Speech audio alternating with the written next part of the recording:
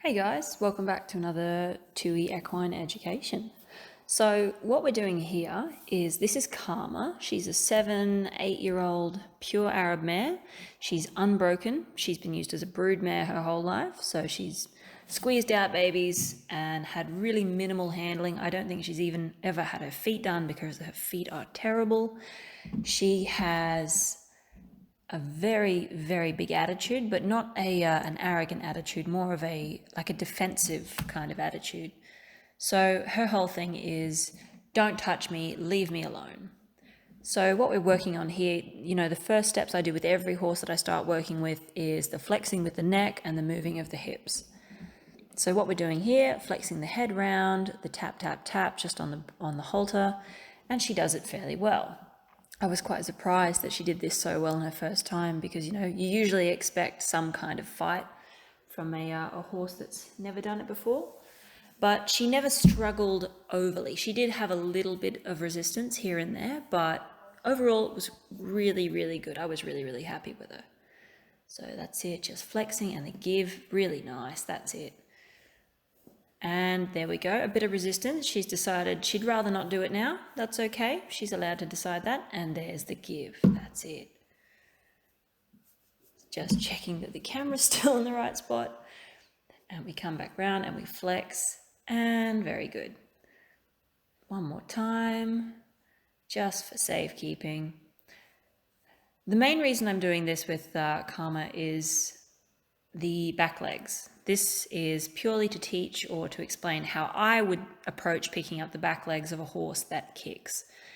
And if you feel like casting your eyes to Kharma's back legs, from her hocks down to her fetlocks, you'll notice on her cannon bones, she has really, really bad scars. Now, see that there? When I pushed her hip away, she's kicked up a little bit and she squealed at me because she's decided, I don't want to move away and you can't tell me what to do. And I reprimand her, I go, ha, ha, ha, and I wave my arms, I make myself big, I make a little bit of a deal about it, but, I don't make too much fuss, I just go, that's not acceptable, we continue with the lesson. And already, see, she's changed her attitude, she's not so sour. But a lot of people go, oh, the ear's back, that's an aggressive horse. I wouldn't say she's aggressive, she's defensive. And at some point, you just have to call their bluff and just say, yeah, you know what, I understand you don't want me here, but we need to get on with the lesson. And with her, she may never get rid of the ears back thing, but it's different when they go for you. Like, say she kicked up her hips, or she bared her teeth, or, she went for me. That's different. It's about watching the body language and knowing what body language means what. So for her, the ears back is just her little protest of, I don't want you to touch me, I don't want you to do that.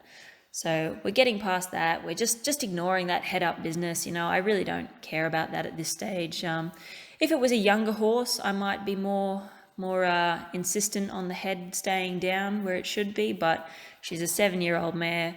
She's fairly set in her ways. I just want to make her safe. I just want to be able to touch those back legs and handle her safely. If she wants to put her head up, she can do as she likes. It's not stopping me from touching her. See that? That's a really nice pass of the hips. That's excellent.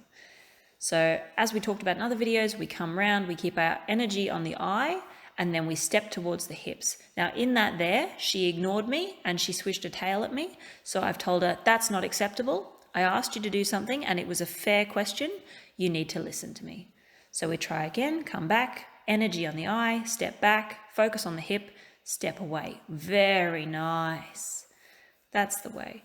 Look at those scars on those back legs. Oh, breaks my heart.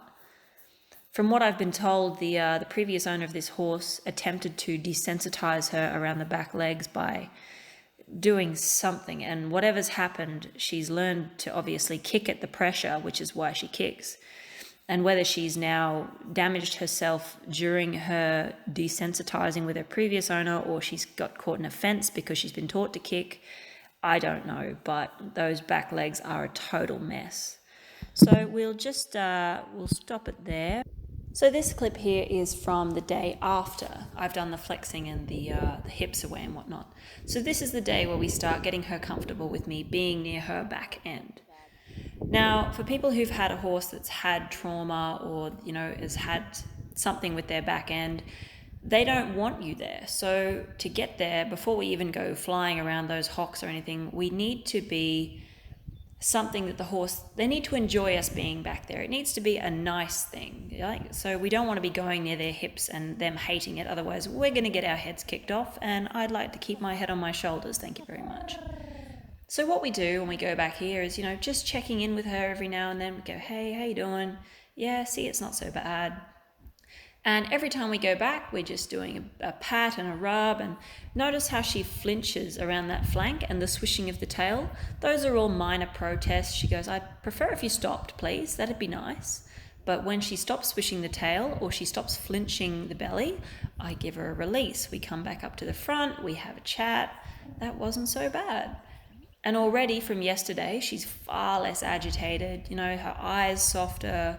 The ears are more relaxed. She still does put her ears back and everything, but as I explained, I'm not too worried about that. I just ignore it at this point. But if she does try something in future, if she does lift her hips or she puts her ears back and bares her teeth, I will reprimand her for it. But as of now, look at it. Why would you bother? Look at it, just so relaxed. So of course, we go back there and always keeping an eye on the horse's ears and the eyes, because of that, that's how they communicate to us the best. And we just got to go, and everybody seems to want to stay away from the flank of a horse because they go, it's sensitive. Well, in my book, if it's sensitive, you should be able to touch it the most. If it's going to be all twitchy and a danger zone, make that one of the safest spots for your horse. So every time I go back there, I might give her flank a little tickle. I'll grab it underneath and I'll wave it back and forward and just give it a little bit of a tickle here and there. And she'll get used to it. And if she flinches her skin or tenses up her belly and goes, I want you to stop, I continue until she relaxes. A horse can only have so many wrong answers before they find the right answer. And so for them, the easiest answer is the answer I have, which is relax.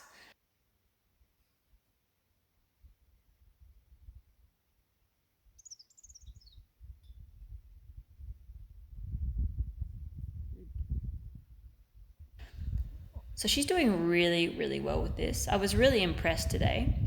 And of course, there's no need to rush any of this. If you're rushing, it's going to be a mess because you're under pressure, the horse is under pressure, they know something's not quite right. So they're going to be stressed. Make sure you're doing this when you have plenty of time and there's no pressure on the animal to perform or give you the right answer immediately, because they need to think about it. They need to think about their answer. So there we go, going back to that flank. Look at that tail swish and the ears. Oh, it's not a happy horse, but we just keep poking and keep prodding until it relaxes. There we go. She goes, please stop that rubbish. A lady has not had 7 foals for you to come in here and grab her by the flank. But see the release I give her? She starts having a lick and a chew and she goes, humans aren't so bad. Just checking that the camera's still working. It was a really hot day and I'd prefer my phone not cook in the sun. So we just shift her feet a little bit, change her thinking, just give her brain something else to think about, and then we go straight back into it. And notice how I haven't got a really tight grip on her head. Like it's a nice, big, loose, droopy rope. And if you've seen my previous videos, you'll know I call these happy ropes, and for a very good reason. And that's it. Oh, she goes, that foot, I would like it if you would stop, please. That's another minor protest she does. But we just let her do her thing, and there we go. Look at that, no flinchiness, no tenseness in the flank or the belly. Get away from there. And that's it. We slowly work our way down. And if you are feeling insecure at any point in time with this, stay as close to the animal as possible. Cannot stress this enough. A lot of people get really nervous around horses that have had trauma or horses that are known to have issues, and they try and stay away from them. They try and, keep distance and keep what I suppose they think would be a cushion of protection in between them and the horse. My reasoning is, if you are standing as close as possible to someone who's going to punch you, they've got no room to get a run up. If you put someone's hand against your arm and they try and punch you from there, you're just going to get pushed around. If you stand, an arm's length away and try and stop them, they've got an entire arm's length to wind up and knock your teeth out. So logic dictates stay as close as possible to the danger, which sounds contradictory, but I'd rather get pushed over and fall on the ground than have my ribs broken. So like I say, we're just staying nice and close. My chest is on her stifle. That's it, slowly feeling the way down, and not tickly, no tickly hands. We use nice, firm hands, lots of talking. You can't hear it in this, obviously, because I've muted it because of the wind. But this entire time that I work with this horse, in fact, the time I work with any horse, I am chattering away, mumbling and, singing lyrics to a song or just talking to the horse. It becomes an unconscious thing. You have a patter where you just chatter away to yourself, and the horses appreciate it. A lot of people seem to not want to talk to their horse, and when they sneeze or cough, the horse jumps out of its skin. There should be no need for that. So I'm really happy with how she's dealt with this. We've got no twitchiness in the legs. I'm able to touch down to her hocks and those nasty scars on her legs with no issue. So we'll just back it up. There we go, a little bit. Just working on changing her thinking. I'm not asking too much of her right now because more than anything, I want her to relax around me and just chill out. So just shifting the weight. I'm asking, come on, I need to back up now. I'm not asking a lot, but what I do ask, I need a result with. Got to shift that rock. And you'll notice every time I lead her forward, I change the direction of my own feet. So I'm moving my feet to change her feet. And there's no hanging on the head or on the lead rope. I can't stand that business where people drag on their head. Nothing shows more fear and lack of confidence than grabbing a horse around the head and trying to control it. So straight back into it.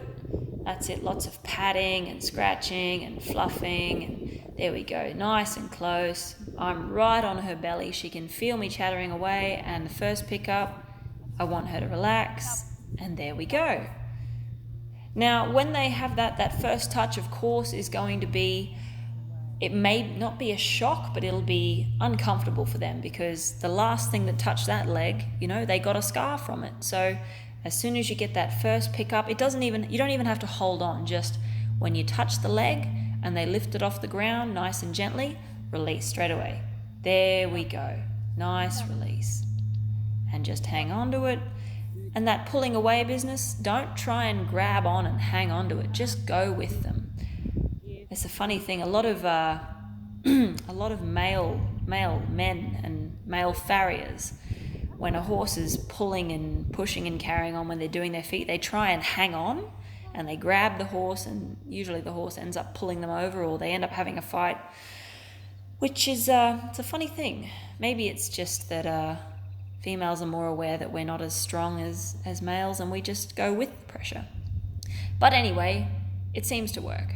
So going back down, nice and steady and slow, chattering away, not grabbing, not hanging on like a tiger. Pat it all over, up the inside of the leg, under the flank, down the fetlock, up the calf, the gaskin, just everywhere, and release. Beautiful. I'd be really, really happy with that. Considering what I know about this horse and where she's come from and how she got those scars, I'm absolutely chuffed about this. That is just the best thing I could possibly see. And this is just one side. So I did mention you guys were in for a long video, and this is just one side. So once we've got a nice relaxed pickup and she's comfortable with me feeling her legs all over the place, I bring it right up like you saw, and then we take it out the back, and she will have to get used to the feeling of me pushing her legs around. But this is early days. So I'm really, really, really happy with that. So what we'll do here is we'll give her a bit of a smooch, and then we will move on to our second clip, which was the other side of the horse. So, as we were saying, this is the other side of the horse, which we're going to be working on now. This will be the near side. Yes, the near side. So, as we were talking about in the very beginning of the video, we want our presence near the horse's hips and back legs where the trauma has occurred. We want it to be a positive experience for them. Oh, she's all wonky. She stands wonky, this mare, all the time. She does still have a little bit of that bad attitude, that ears back business, but I ask her to face me and give me a pretty face. Just like that. And then once she gives me a pretty face, I leave her be and I continue with my work. So we have a bit of a smooch, a bit of a reminder that it's not all bad and not all humans are awful. So once she straightens up, and then we'll get her to back up. There we go. Move the feet. We're learning something new. Reset the brain. There we go. Check the camera.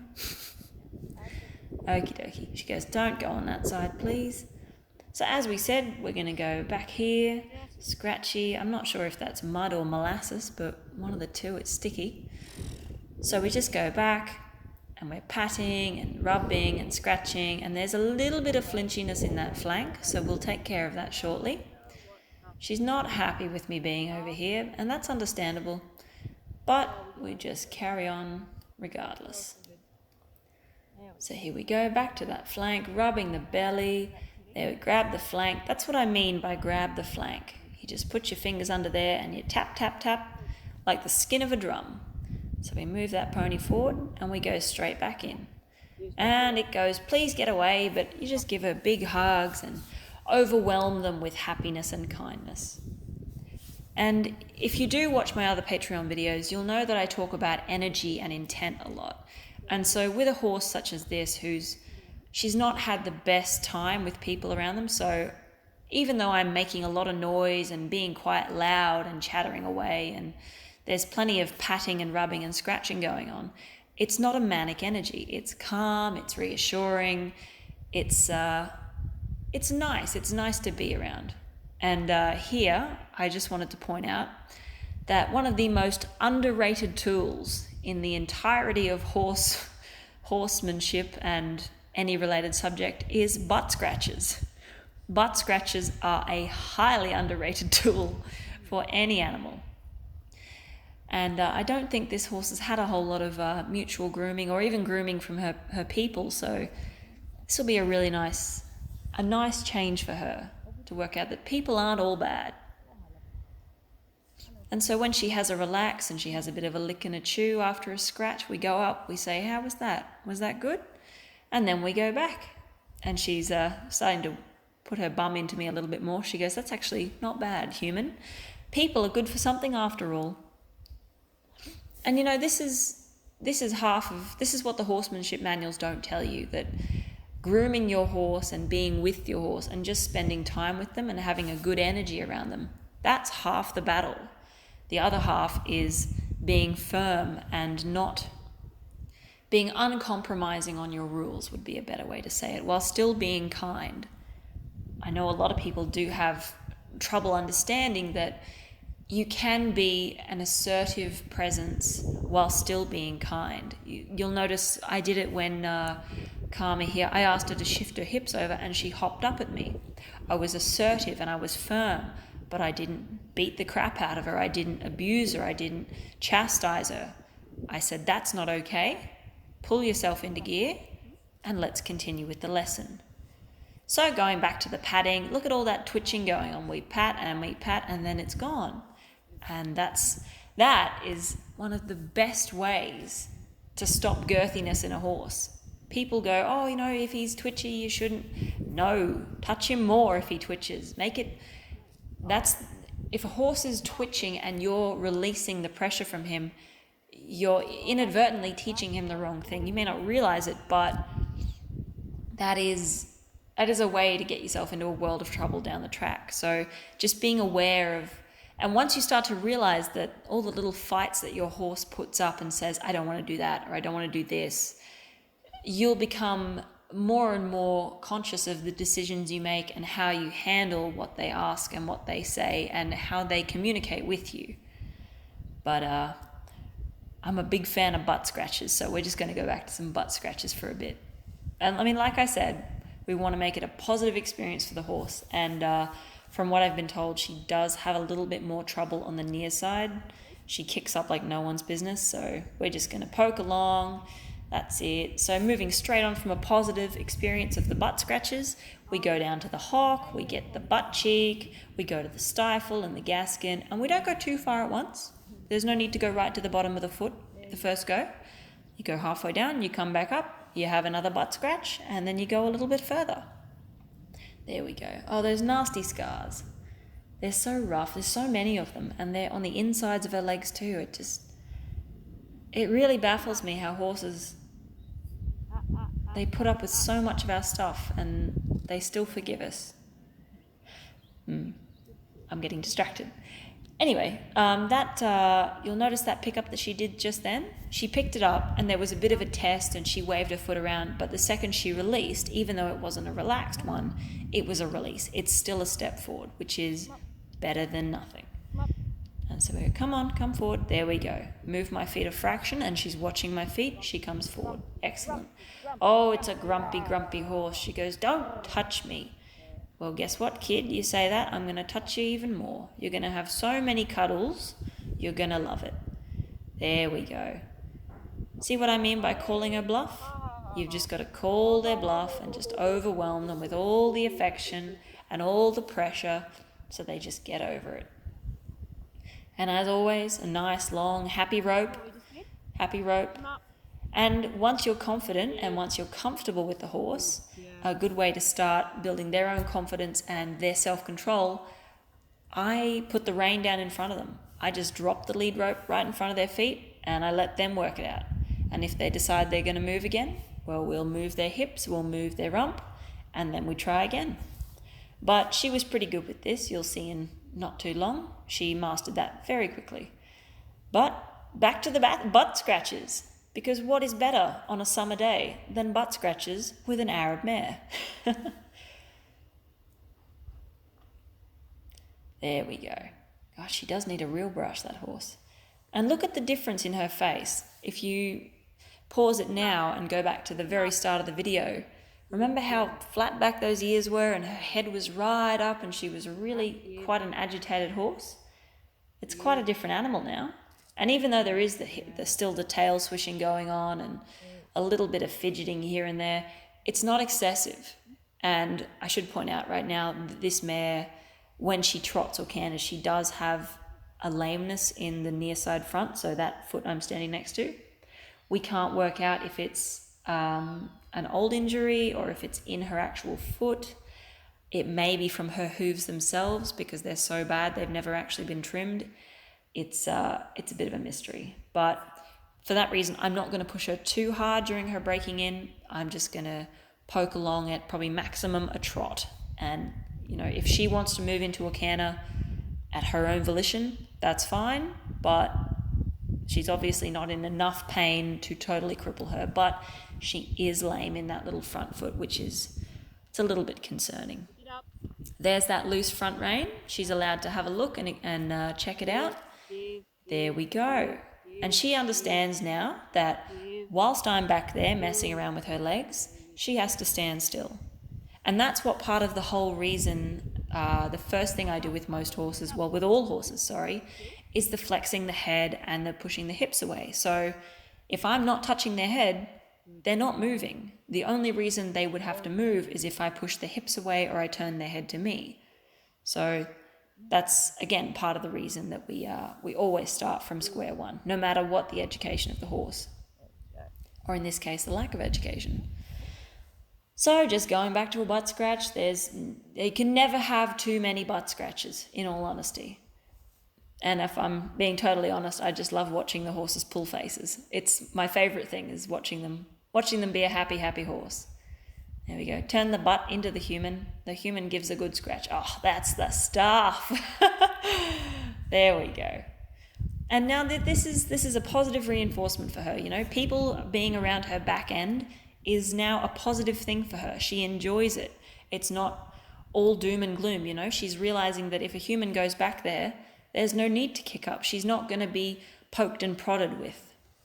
And that's one thing I should cover right now is, I know a lot of people will come in here and say, why aren't you using a stick, or why aren't you touching her legs with a rope first?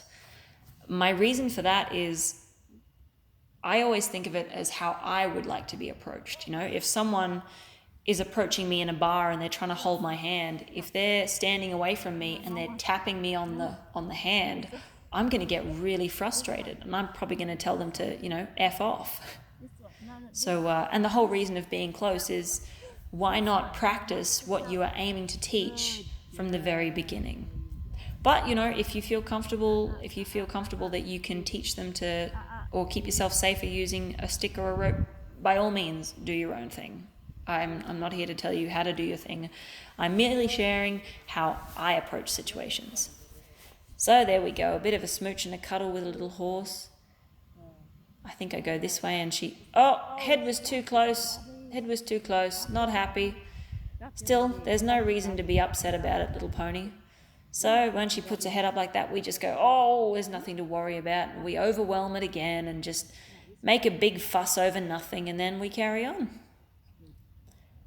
And that's it. We just do the front legs as well, just for the fun of it, to make sure, but there's no issue with the front legs, so it's mainly the back legs that we're focused on. But that's it. That's how I would approach a horse that's had trauma with its back legs, and looking to find a better way to keep yourself safe and make it a positive experience for them.